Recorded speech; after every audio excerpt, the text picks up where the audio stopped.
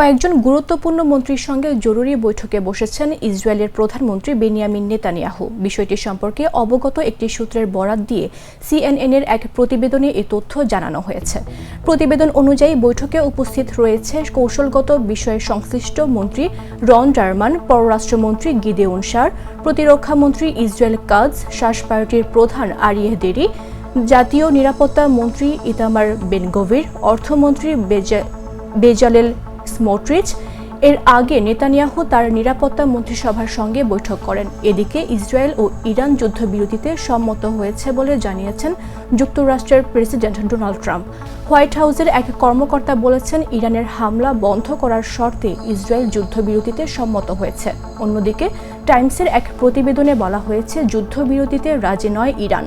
Iran ও ইসরায়েলের মধ্যে যুদ্ধবিরতি নিয়ে মার্কিন প্রেসিডেন্ট ডোনাল্ড ট্রাম্প যে ঘোষণা দিয়েছেন তা সম্পূর্ণ মিথ্যা।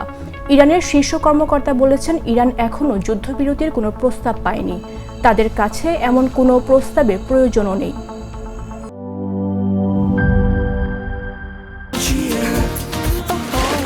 চিল হবে রিফ্রেশিং মুডে। চিয়ার আপ, চলো উড়াই খুশি।